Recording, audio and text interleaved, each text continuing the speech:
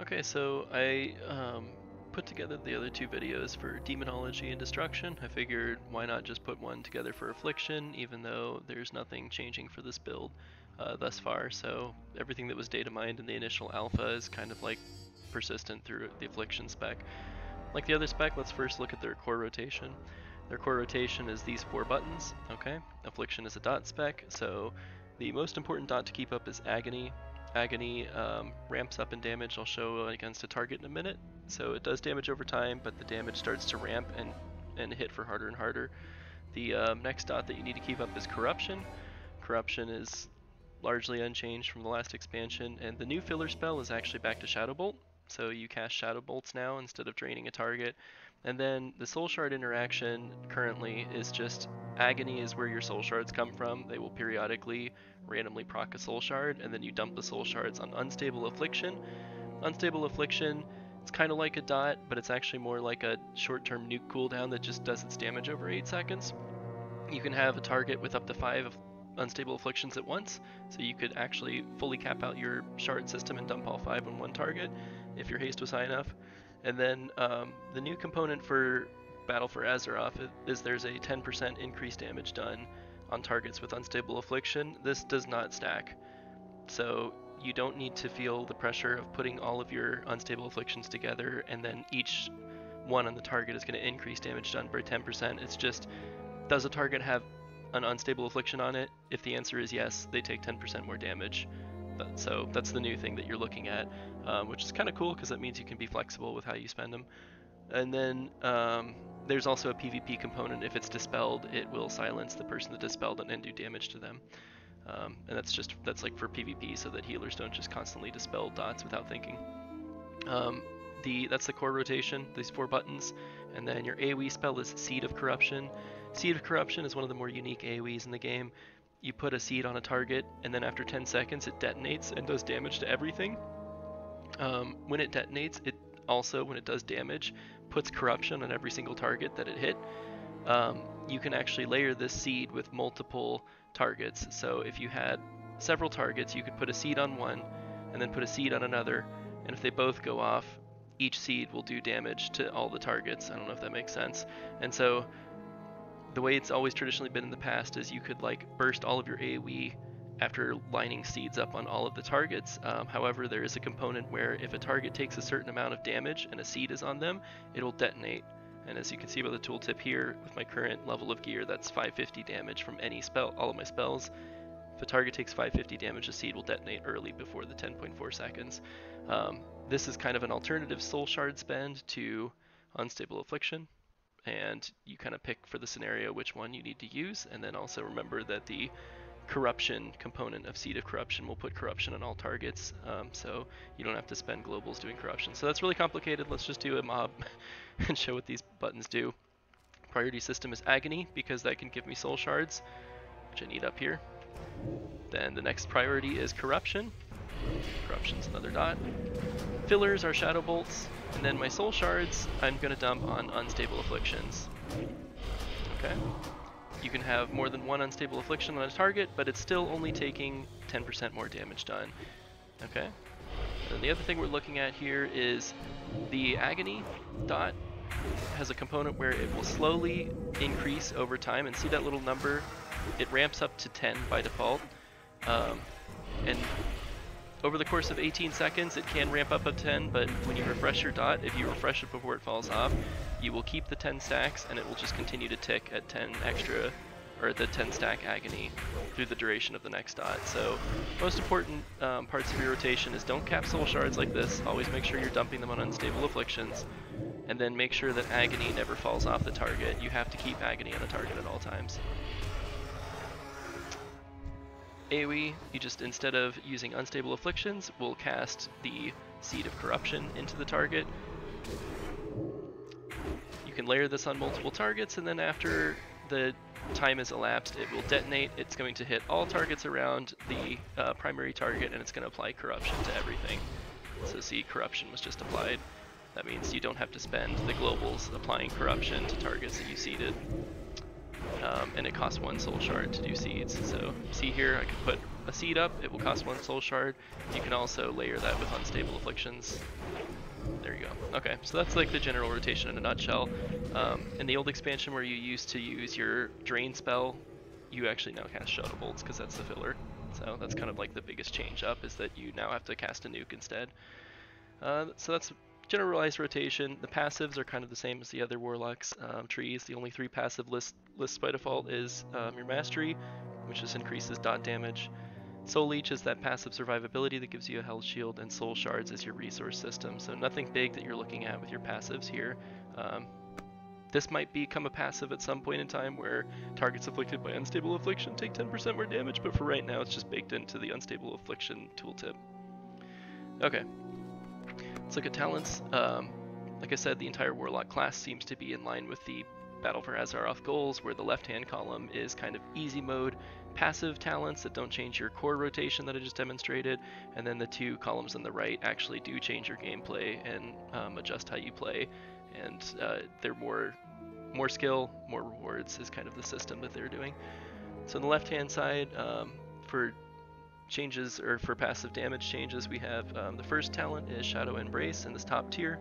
What that does is it's a ramping mechanic that shows up as a debuff on your target. So when you Shadow Bolt a target, they get 3% more damage taken, and it stacks up to 3 times. So if you attack a target with 3 Shadow Bolts, they will take 9% extra damage for the 10 seconds, and you can keep reapplying that the more you Shadow Bolt the target. It's pretty good for single target. We have Writhe and Agony. I kind of spent some time explaining how Agony ramps up in stacks. Agony is just a dot that starts with a low amount of damage and eventually goes up to 10 stacks. If you take this passive, it makes it so it ramps up to 15 stacks, and just like when I demonstrated the reapplication of Agony, it persists, so you can keep a target constantly at 15 stacks. I'm going to skip 45 because that's a utility row of talents. The level 60 row of talents is the AoE row, so the Seeds makes it so that Seed of Corruption, which is that AoE button, will now embed a demon seed into 1 additional nearby enemy. So when you're trying to layer seeds into lots of enemies, you get 2 seeds per cast instead of 1 per cast. You don't get to pick which target it goes to though. So you detonate, you place 1 seed on a target, you get to pick that one, and it'll also randomly put a seed on a nearby target. I'm gonna skip the 75 row because that's again a utility row. The level 90 row, there's a passive that came back this expansion now that we have Shadow Bolts as our filler again. It's called Nightfall. It's kind of been like a long time Warlock passive. Nightfall means that your Corruption has a chance to proc an instant Shadow Bolt. So Shadow Bolt has a cast time, right? Nightfall now, if your Corruption is on target ticking, it will have a chance, a proc per minute chance to make your next Shadow Bolt an instant cast, and the Shadow Bolt deals increased damage, which means this proc has a higher priority in the priority tree just under Agony in terms of like how important it is to keep it up. Corruption is the dot that procs Nightfall. Agony is the dot that procs your soul shards. So that's how the 2 procs interact if you decide to take Nightfall. And then the last row, 100, Soul Conduit, which is in all 3 Warlock specs, has a chance, 15% for Affliction, to refund your soul shard. So sometimes if you're spending Unstable Afflictions, you might not fully deplete a soul shard because Soul Conduit will proc, and you'll be able to get an additional Unstable Affliction out. So those are the passive talents. If you want to look at them in an active style, in the top row, instead of taking a ramping mechanic that debuffs the target with Shadow Bolts, you can also take Haunt. Haunt is a 10-second cooldown cast, so it can only be applied to 1 target at a time. On the target that it's applied to, it does a dot. It's a pretty hard-hitting dot, and it also debuffs the target. It makes them take another 10% damage done. This 10% damage done stacks with the Unstable Afflictions 10% damage done. And so like the way Haunt works is you just apply it to the primary target that you're attacking. If the target dies, that's okay because you can reapply Haunt to another target. That's what that second half of the tooltip is. If you don't want to take Haunt for another dot, you can also take Death Bolt. Death Bolt is a really weird nuke, which I'll actually like demonstrate. The way Death Bolt works is when you're layering your dots, at the end of the dot duration is like a pandemic range. So if you reapply a dot, and this is for all dots in World of Warcraft, in the last third of the dot, you can reapply it at any time, and it will take that remaining total third of dot damage, and it will put it on top of the next full duration of a dot. So if you have a dot and you refresh it in the last third, you will take that third, and it will get added to the total time of an entire dot, and you'll have that last third plus the total time. Deathbolt takes that third, the 35% remaining damage on your dot, and it turns it into a nuke while keeping the dots on your target. So like basically you layer the dots on a target, okay, and then you cast this nuke spell, and it's gonna take 35% of the remaining dot time on the target you're attacking and hit them with this big nuke, and it's a 25-second cooldown. So every 25 seconds as close to cooldown, while making sure that your dots are fully refreshed, like you need to have full dot durations at least, or 35% plus, then you cast this nuke. Kind of min-maxy, but it's also like theoretically going to be the highest damage done, so that's why it's all the way in the third column. Okay, so that's your top column. You can either have a ramping mechanic on one target, a dot on one target, or this like short-term cooldown that works on the dots on one target. Next row, Writhe in Agony. It's a really useful passive for keeping up agony stacks for hitting really hard, but there's actually a talent next to it that makes it so that the Corruption, which is your other dot, is just a permanent dot on what you're attacking. So personally, this is an opinion, I think this talent should be in the row next to it, because it does remove theoretically like one button on your bars. Like you only have to apply it once per target life, and it will just permanently stay on that target.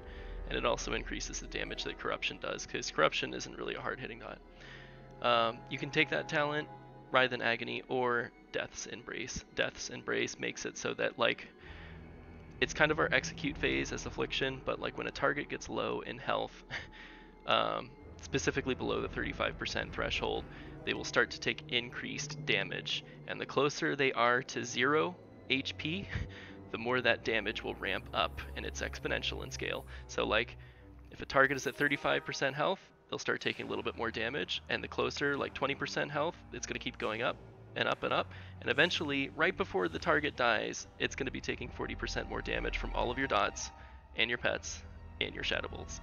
So ramping death mechanic for that. It doesn't change your rotation, right? It's just something to note that like when things get into execute range, they'll take more damage done.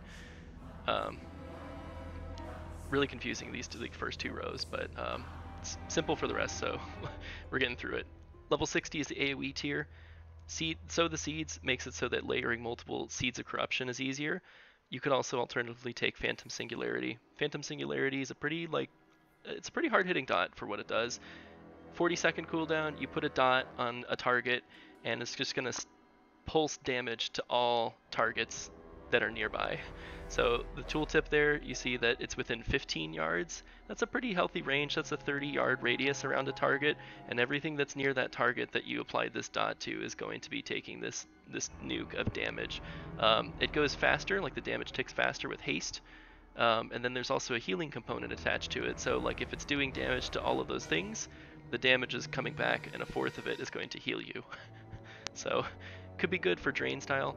And then the alternative in this row is you can actually take a cooldown, because as you noticed, Affliction does not have any cooldown buttons. So if you want a cooldown button, you can take Soul Harvest. It's a 2-minute cooldown, and it increases the damage done by 20%. If you have Agony on multiple targets, the duration lasts for longer. So by default, it's a 2-minute cooldown with a 10-second duration. For each Agony that you have on a target, the longer that duration can get up to 36, right? And so that would be 5 targets. If you have Agony in at least 5 targets, right, you're going to get to 36 seconds of this cooldown. And then the level 90 row, that's the one that we picked Nightfall. There's actually a bug in alpha, and it's on here twice. So we don't know what this talent is supposed to be yet, but it's not going to be Nightfall. It's going to be something else. Probably something to do with your demons. And then over here, the talent that you can alternatively pick right now between Nightfall, which is the instant Shadow Bolt chance on proc. You can also just dismiss your pet entirely, and you'll have a chance to do more damage with all your spells. So if you want to do a petless playstyle, you can take this talent. Okay, and then the last big playstyle change is in the bottom row. You can take the passive talent that has a chance for your soul shards not to actually be depleted when you cast a soul shard spender, which is either Unstable Affliction or Seed. you can alternatively speed up your whole rotation. So Creeping Death is a passive, but it's a passive that does actually change your playstyle quite a bit, because instead of having the fixed duration of your dots on Agony and Corruption and Unstable Affliction, they're all going to shrink and do the same amount of damage, but like 15% faster.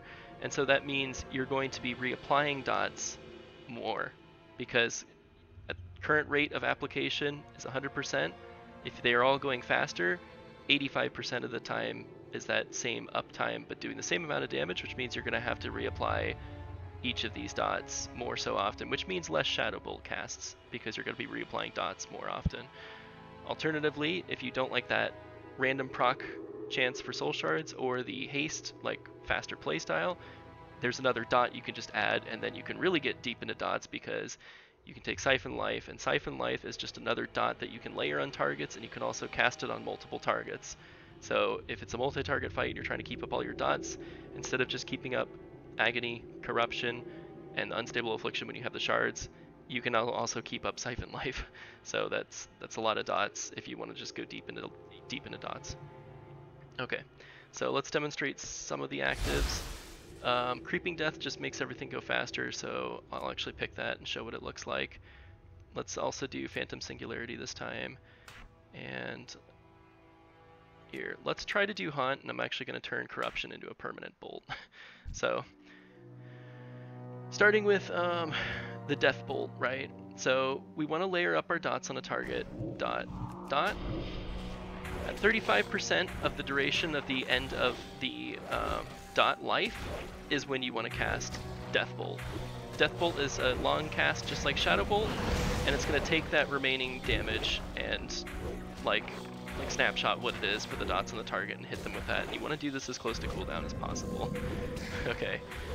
Other thing that we took is we have Phantom Singularity, which is an AoE spell, so it's a dot on a 40-second cooldown, but you do want to also use it as part of your single target rotation because it's a pretty hard-hitting dot.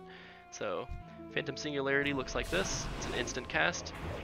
This little shadow blob above this dude is telling me that it's doing damage to all things around it, and as you can see, it's aggroing nearby enemies because it's also dotting them up too, and it's healing me for a quarter of the amount of that damage done on both these targets. Okay.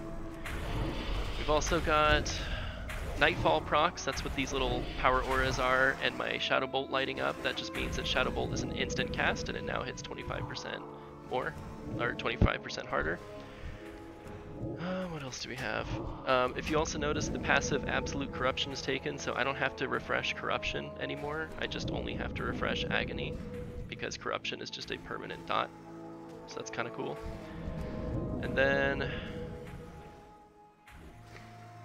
so Creeping Death, you can kind of see it ticking. I took Absolute Corruption, so it's kind of hard to see the speed at which it's going, but everything is going 15% faster. So my Corruptions are going faster, my Unstable Afflictions would be going 15% faster, and Corruption is ticking 15% faster. So that's unique. Let's also do, I'll just demonstrate the Siphon Life talent, because that's another dot that we can throw in and layer to our rotation. And then I'm also taking Haunt. Haunt is another dot that we can layer into our rotation. And then let's see, Death's Embrace is like, Death's Embrace is good for like execute range, so let's just take it just so I can demonstrate what Death's Embrace looks like, and we can see that. Yeah, we can just do that. Okay, so for this next mob, the priority is altered, but I have so many dots now that there's kind of like an order and a method that I should apply them. I always want Agony because Agony gives me soul shards and it has a ramping mechanic, so it's always important to do that one first. Next in the priority, I haven't actually mathed this out, but this is from what I can ascertain by using napkin math and common sense, is Haunt is really important. It's a 10-second cooldown and it debuffs the target, so it's like really important to have that running as close to 100% uptime, followed by Phantom Singularity, followed by Corruption, which I spec'd out of Absolute Corruption, so I do have to actually keep reapplying it. Then Siphon Life. Siphon Life is after Corruption right now because Corruption hits a little bit harder than Siphon Life, and Corruption can proc Nightfall, which makes Shadow Bolts instant. And Shadow Bolt Nightfall procs actually take priority right underneath the Haunt reapplication process. So, really confusing, but this is what it looks like. Agony, right? Followed by Haunt, followed by Phantom Singularity, followed by Corruption, followed by Siphon Life. Make sure to get those procs. Now, make sure to don't cap on soul shards and reapply all these dots and make sure they don't fall off. And that's like the super mega dot playstyle. If you want to really get complicated, add multiple targets, because the more targets you have, the more this like juggling back and forth between the different dots is going to be like, it's going to be more difficult. So that'll just add more fun to your dot play, and yeah, voila, that's what Affliction's looking like going into next expansion. I'm pretty psyched actually to see the return of so many like multiple layering dots, because dots are one of my favorite playstyles. The other thing that I want to go over is we have some like utility spells. So for the talent tree, we have a utility tree that's similar to all the other Warlock specs. You can either passively increase your shield that you just apply over time, or you can trade your health for a speed boost, or you can trade your health for a shield, or your demon's health for a shield. And then the alternative row down here is that you can either reduce the cooldown of your AoE stun. You can take Mortal Coil, which gives you a heal and a Horrify, and that does not DR with your fear. Or you can take Demonic Circle, which Demonic Circle is like a movement ability. You apply the circle to the ground, and then on a 30-second cooldown you can return to the circle. And then for the other utility spells that you have as Affliction, just as a baseline for your being a Warlock, you have a hidden bar. I have it hidden, but I can still actively use these spells. I just decided to hide the bar so I didn't clutter up my UI. You still have health stones. You can still enslave and banish demons. You can battle res your friends. You can summon your friends. You can summon an Eye of Kilrog just for funsies, but I actually just read the tooltip the other day and realized that you can see stealth targets with this. So maybe there's some PvP applications that I don't really see in 3s where you can kind of like try to find the people who are stealthed. Health funnel converts your health into your pet's health, so if you need to heal your pet in PvP, that's important. And then you also have a buff that you can place on your friends and yourself that allows you to breathe underwater and swim faster. And that's it. That's everything that's going on with Affliction Warlocks. Hope you enjoyed the 3 videos. I think I'm actually going to like cover other classes next, so I'm not going to be restricted to just Warlocks. I just noticed that Warlocks were getting the most changes. I think they're the first class that like Blizzard's really working on and making sure that they're ready to launch. So between Warlocks and Hunters, they're getting the most changes. I'll probably do Hunter next. Until next time, take care.